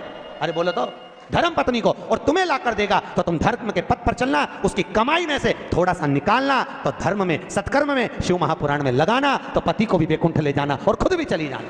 पर माताओं ने उसकी कमाई में से निकाला तो सही, पर शिव पुराण में लगाने की जगह डेंटिंग पेंटिंग में लगाई। अब पुराण में तो कम लगा, अब पुराण में लगा, धर्म में लगाई, सत्कर्म में लगाइए, भजन में लगाइए। नाम तुम्हारा क्या है? बोलो तो धर्म पत्नी। एक आध बार पूछा करो अपने पति से, दिन भर कमाते रहते हो, 5 मिनट की फुर्सत नहीं भगवान का नाम लेने की। कथा हो रही है बैसाख के महीने में, ना जाने कब मिलेगी, सालासर भवन में हो रही है, चलो बैठकर मेरे साथ कथा सुनो, चलो चलिए। मेरे को वो चेन्नई के महेश्वरी धर्मशाला में महेश्वरी भवन में कथा थी, तो ताराचंद जी मोहता और जीवन जी राठी दोनों बोले गुरुजी इस शिव महापुराण के जो जजमान बने ना, इनकी पत्नी बड़ी विचित्र है। क्या नाम था उनका? डागा परिवार, डागा जी। सेलम में उनकी स्टील की 4 फैक्ट्रियां हैं, बर्तन की स्टील की। तो जीवन जी मोहता जी बोले, ताराचंद जी मोहता बोले कि गुरुजी इनकी ये जजमान जो बने बड़े विचित्र बने, क्या हुआ? हमने पूछा। जीवन जी राठी बोले, कहने लगे गुरुजी जजमान पद लेने को तैयार नहीं थे, क्योंकि घर में कोई करने वाला नहीं, बैठने वाला नहीं, कथा में कौन बैठे? तो पत्नी ने पति से कहा स्वामी समाज के लोग कथा करा रहे हैं, शिव महापुराण की कथा है, उसके यजमान पद लेना। भागवत के यजमान बनना सरल है, पर शिव महापुराण के यजमान बनना कठिन है। हम इसलिए अग्रवाल जी को बार बार धन्यवाद देते हैं। तो जीवन जी बोले गुरुजी हमने इनसे कहा, इन्होंने अपने पति से कहा, पति ने मना कर दिया, फैक्ट्री से फुर्सत नहीं, समय नहीं, बेटे से कहा तू बैठ जा कथा में जजमान बन के। बेटा बोला पापा मेरे को फुर्सत नहीं, ऑफिस कौन संभालेगा, एक ही लड़का। इतने में पत्नी को गुस्सा आया और पत्नी ने कहा स्वामी ये बताओ तुम कथा में नहीं बैठ सकते यजमान बन करके, तू बैठ जा, मैं पैसा दे देता हूं जजमानी का जितना भी लगे तू बैठ। पत्नी कहने लगी मैं तुम्हारे बिना नहीं बैठूंगी, पर ये बताओ स्वामी, वो डागा जी की पत्नी कहती है मुझे ये बताओ कि मैं अगर मर जाऊंगी तो तुम ऑफिस में से कितने दिन छुट्टी रखोगे वो बताओ। पति कहने लगा फालतू की बात करती है तू, क्यों ऐसी बात कर रही है, नहीं मुझे बताओ कि मैं मर जाऊंगी तो छुट्टी कितने दिन की रखोगे। कभी आप लोग चेन्नई जाएं तो जीवन जी वहां पर, जीवन जी राठी वहां के अध्यक्ष हैं, आप उनसे पूछना चेन्नई महेश्वर से, आप बताओ कितने दिन छुट्टी रखोगे। डागा जी ने कहा फालतू की बात मत कर, क्या चाहती है वो बोल, कि बस मैं मरूं तब तुम ऑफिस की छुट्टी मत करना, पर 7 दिन शिव महापुराण के जजमान यही समझकर बैठ जाओ कि मैं मर गई हूं, चलो मेरे साथ बैठो, कम से कम धर्म में तो मैं तुमको। और वो डागा जी ने एक बार शिव महापुराण के यजमान बने और महेश्वरी भवन में 5 साल लगातार शिव महापुराण की कथा करवाई, वही डागा जी ने जो एक बार यजमान। भैया शिव महापुराण के यजमान बनना बहुत कठिन है, बहुत कठिन। ना जाने कौन सा पुण्य हमारा इकट्ठा होता है, ना जाने कौन कौन सा दान पुण्य सत्कर्म हमारा इकट्ठा होता है, तब जाकर अपने परिवार द्वारा शिव महापुराण की कथा हो पाती है। ये करुणा, हम तो कहते हैं कंसल जी आपके परिवार में कहीं ना कहीं आपके पूर्वजों को बहुत आशीर्वाद है, पितरों का बहुत करुणा है आपके पूर्वजों की पितरों। और कथा भी लेने आए तो हमारे वो नीरज भैया सीधे उज्जैन पहुंच गए, महाकाल की नगरी में। हमारी शिवपुराण चल रही थी महेश्वरी महिला मंडल की, सीधे वहां भाभी जी और दोनों नीरज भैया दोनों आ गए, उनके साथ में उनकी एक बुआ जी भी थी, वो भी साथ में। कहे गुरु जी कथा लेना है, हमने कहा कहाँ लेना है, कहे गुलबर्गा। कौन सी कथा लेना है, कहे शिव महापुराण। हमने पूछा कि बताओ शिव पुराण का मन में किसकी आया, पहले ये बताओ। तो क्या हमारे पापा के मन में बहुत है शिव महापुराण। हमने कहा समझ गए, हमने कहा ये शंकर के शिवलिंग से चिपका है और ये फेविकॉल का मजबूत जोड़ है, एक बार जो लग गया शिव से फिर वो छूटता नहीं,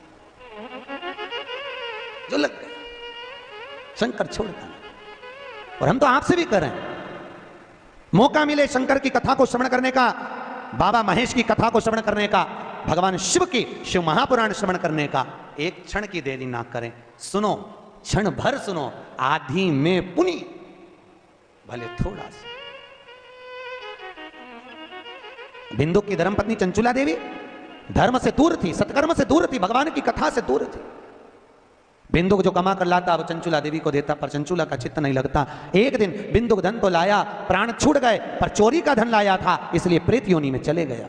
प्रेत योनि में चले गया, भटकता रहा। चंचुला देवी को लगा क्या करूं, अब चंचुला देवी बेधव्य हो गई, विधवा हो गई, क्या करा जाए। पूरे नगर के लोग मिलकर आनंद से काशी विश्वनाथ की नगरी में दर्शन करने जा रहे हैं। कहां जा रहे हैं, जम के बोलो, काशी। काशी जानते हो, सब जानते हो, ठीक। किसने करी थी काशी विश्वनाथ की स्थापना? शिव महापुराण कहती है दुनिया के लोगों को शनि लगता है, शनि को शंकर लग गया था। शनि को कौन लगा था? शंकर। जब शनि महाराज ने अपनी माता को चरण का प्रहार करा और माता ने श्राप दे दिया, शनि जा तो तेरे पांव से अपंग होगा। शनि की आंख में आंसू भर गए। देवऋषि नारद से पूछा मैं कहां जाऊं? देवऋषि नारद ने कहा अगर तुम अपने अपंग पांव को भी ठीक करना चाहते हो तो एक है जो तुमको अपंग पांव से भी ठीक कर सकता है। कौन? तो के वो शंकर। जाओ गंगा के तट पर जाकर शंकर के शिवलिंग की स्थापना कर कर उसकी आराधना करो। और शनि महाराज ने जाकर गंगा के तट पर काशी में भगवान शंकर का शिवलिंग बनाकर उसकी आराधना करी। और जब आराधना करी तो शिव जी ने प्रकट होकर शनि महाराज के चरण को ठीक करा, तो चरण से शनि ने चलना प्रारंभ करा। आज भी नियम है, जिसको ढैया लगा हो, 7.5 लगा हो, जिसको ढैया 7.5 आदिक शनि परेशान कर रहा हो, एक काजल की डिब्बी ले लो, 21 बार उतारो। जहां जंगल में, वन में, किसी बगीचे में कोई नहीं हो, किसी भी पेड़ के नीचे इतना खड्डा करके काजल की डिब्बी को काशी विश्वनाथ का नाम लेकर दबा दो और मिट्टी डाल दो। जिंदगी में कभी शनि परेशान नहीं कर सकता, कभी भी, पूरे जीवन में कभी शनि परेशान नहीं कर। इसलिए कहते हैं दुनिया को शनि लगे और शनि को शंकर लगे।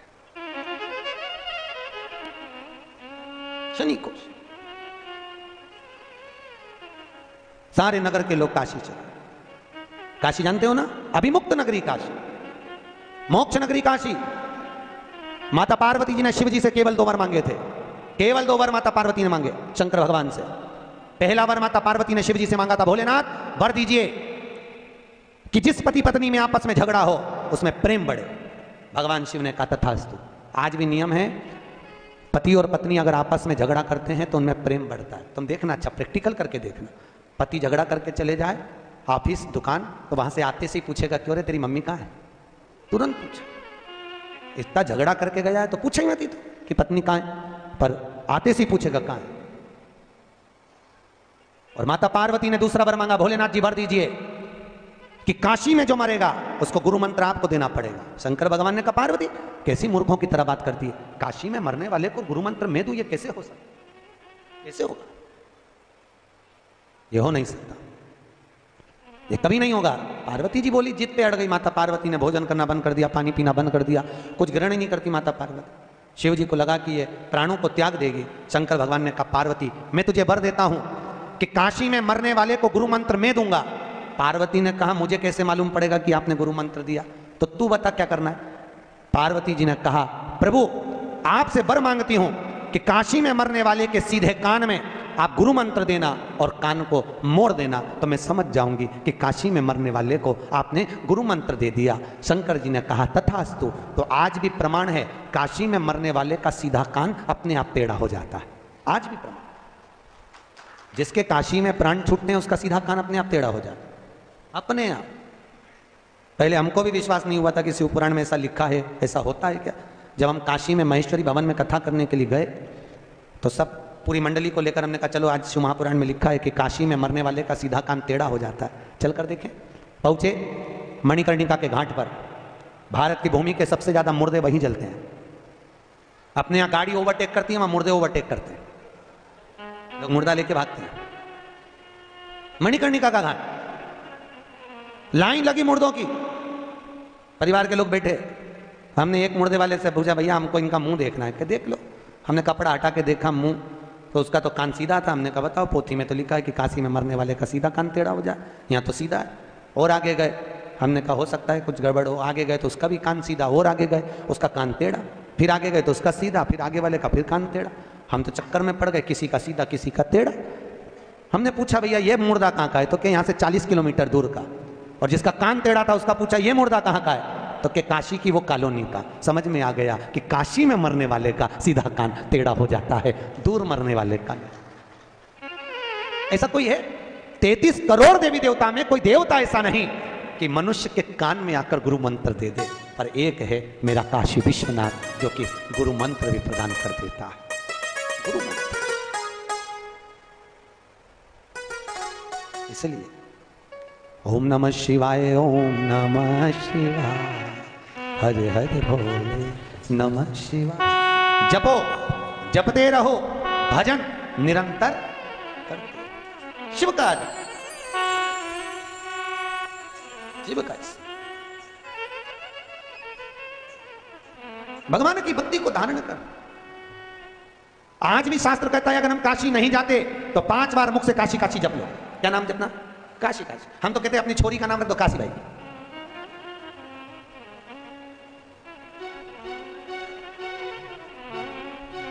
काहे तो गलत कहा है, कहा नाम दर काशी।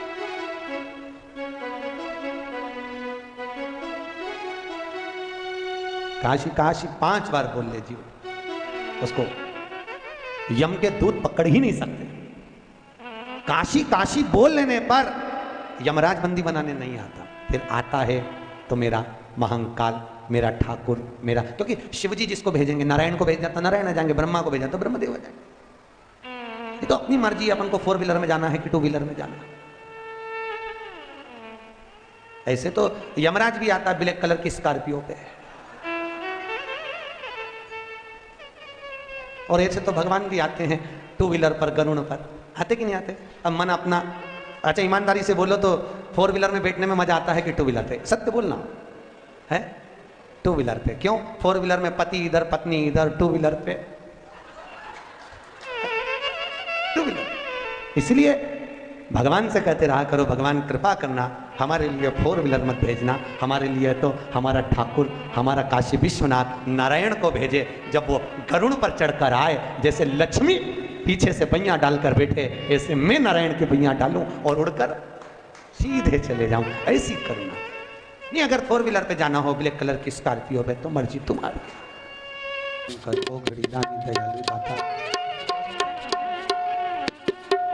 करुणा सागर ने करुणा करी। चंचुला देवी आज काशी जा रही है पूरे नगर के साथ, और माता चंचुला देवी ने आज काशी में पहुंचकर किसी ब्राह्मण के मुख से गंगा जी के तट पर शिव महापुराण की कथा को श्रवण किया। और शिव कथा ऐसी सुनी माता चंचुला देवी ने कि शिव के धाम में माता पार्वती जी की सखी बन गई। रिटर्न पार्वती की सखी, और माता पार्वती जी की जब सखी बन गई, चंचुला देवी की आंख में आज आंसू है। पार्वती जी ने पूछा, चंचुला क्या बात है? चंचुला, जो तुम,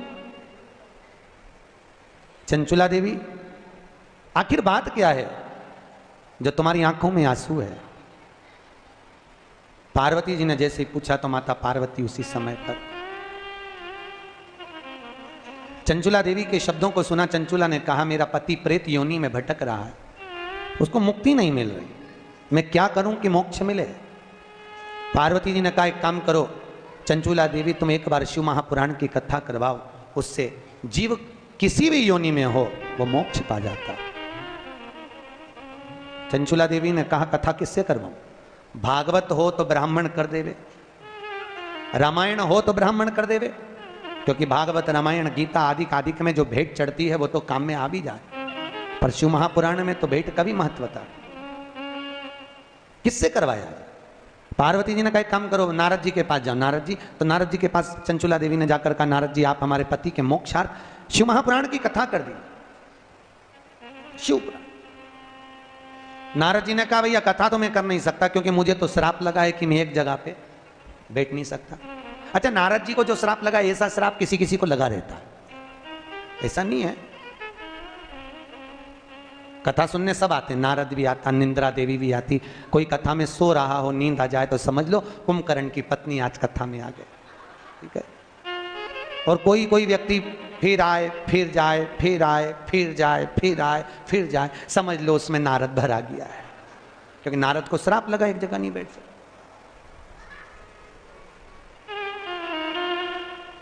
अब नारद जी बोले, कथा में नहीं कह सकता, मेरे को श्राप है, मैं एक जगह पर नहीं बैठ सकता, तो फिर कथा कौन कहेगा? नारद जी ने बोला, मेरा जो मित्र है तुमरुका, क्या नाम है? तुमरुका, वो कहे। तुमरुका जी को देखा है? आपके क्षेत्र में शंकर जी के मंदिर जो होते हैं बड़े बड़े साउथ के, उसमें भगवान के मंदिर में 2 मूर्तियां दरवाजे पे मिलती है। एक नारद जी बीणा लेकर खड़े हैं और एक घोड़े का मुंह लगा है और गले में बीणा पड़ी हुई है, करताल रखा है। देखा है ऐसी मूर्ति का दर्शन करा है? तो जो इधर खड़े हैं वो नारद जी हैं, जो घोड़े का मुख लगा है बीणा हाथ में है वो तुमरुका जी, वो नारद जी के मित्र तुमरुका। शास्त्र कहता है, जिस नारी का गर्भ ठेरने के बाद 2-3 महीने में वापिस अबर्शन हो जाता हो, वापिस बार बार बच्चे गिर जाते हैं और बच्चा पूरा नहीं होता हो, उस नारी को उसकी आकृति के बराबर का जो लच्छा होता है, हाथ में बांधते हो नाड़ा, वो लच्छा नाप लेना चाहिए और नारियल के ऊपर, श्रीफल के ऊपर उसको लपेटना चाहिए। जो नारी का गर्भ ठेर रहा है, गर्भ गिर रहा है, उस नारी का नाम और गोत्र बोलकर लच्छे को लपेट लो। शंकर जी के मंदिर में तुमरुका जी का नाम लेकर वो श्रीफल रख कर आ जाइए, फिर नारी का गर्भ कभी नहीं गिरता, बच्चा स्वस्थ पैदा होता है, स्वस्थ जन्म लेता। तुमरुका जी के नाम का इतना प्रमाण होता।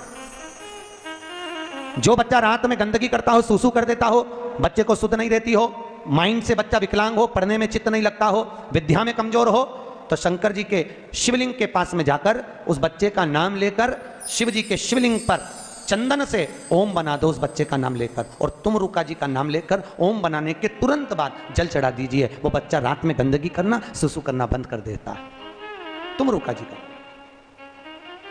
तुमरुका जी के नाम का इतना प्रमाण है। तुमरुका क्या नाम है? चमक के बोलो, तुमरुका। तुमरुका। तुमरुका जी ने कहा, चंचुला देवी कथा तो कह दूं मैं, मना नहीं है, पर एक बात बताओ, कथा का यजमान कौन बनेगा? चंचुला देवी ने कहा मैं बनूंगी? नहीं नहीं, अगर शिव महापुराण का यजमान कोई बने तो पति और पत्नी बैठकर अगर कथा का रसपान करें तो मैं कथा कहूं। इतने में चंचुला देवी तो आंख में आंसू भर दी, मैं बेधब्य में कैसे जजमान बनूं? अब जजमान कौन बनेगा? जजमान किसको बनाया जाए? बड़ी आंख में रोती हुई आई पार्वती ने कहा चिंता क्यों करती है, शिव की कथा है, शंकर जी से विनती कर। शंकर जी से विनती करी। अब देखो, शंकर जी से जब विनती करी तो भोलेनाथ ने पूछा बोल चंचुला क्या चाहती है? चंचुला देवी बोली भोलेनाथ, हे विश्वनाथ, हे ठाकुर, हे मेरे शंकर, करुणा करिए, मेरे शिव महापुराण का कोई जजमान नहीं मिल रहा। शिव जी ने कहा क्यों चिंता करती है, सारी पुराणों का एक ही तो यजमान है, वो मैं स्वयं। ईसर जी और गोरा जी यहां पूछते हैं गणगौर करते हैं कि नहीं करते? करते हैं। तो बच्चे पूछते हैं मम्मी ये कौन है? तो कहो उनको ये शंकर पार्वती। शंकर पार्वती कब बने? तो ये ईसर जी, ये गोरा जी। शिव महापुराण की कथा सुनने जब तुम रुका जी के दरवाजे पर गए थे, दोनों 16 दिन तक तैयार होकर गए थे। हमारा तो जजमान से निवेदन है, 7 दिन की कथा सुनने बैठो तो शंकर पार्वती की गादी पर बैठकर सुन रहे हो, ईसर जी गोरा जी बनकर सुन रहे हो। अच्छे जोरदार खूब झामर झुमके की साड़ी माड़ी, ऐसा जोरदार बोर नथनी झुमका कर दो ना, ऐसा सब पहन के। और जजमान से भी निवेदन है बढ़िया जरा माले में कंठी मंठी जोरदार तुर्रा तुर्री लगा के कथा सुनना चाहिए। है ये कोई भागवत थोड़ी ना है कि सुखदेव जी सुना रहे हैं और परीक्षित जी एकांत में बैठ के गंगा के तट पर पाने के लिए मोक्ष सुन रहे हैं। यहाँ तो ईसर जी और गोरा जी बनकर श्रवण करो और जीवन को सार्थक करो। और आपसे भी निवेदन है, एक से बढ़कर एक साड़ियां धरी अलमारी में, सब धरी की धरी रह जाएगी, कब पहनोगे? कोई कोई साड़ी तो अभी तक नहीं निकली, निकालो और 7 दिन शिव महापुराण में पहन के आ, जोरदार श्रृंगार करके जोरदार। अभी ईसर जी और गोरा जी शिव महापुराण की कथा को श्रवण करने के लिए आ रहे हैं। जोरदार ताली बजाएं ईसर जी गोरा जी के लिए। ईसर जी और गोरा जी गणगौर पधार रही है।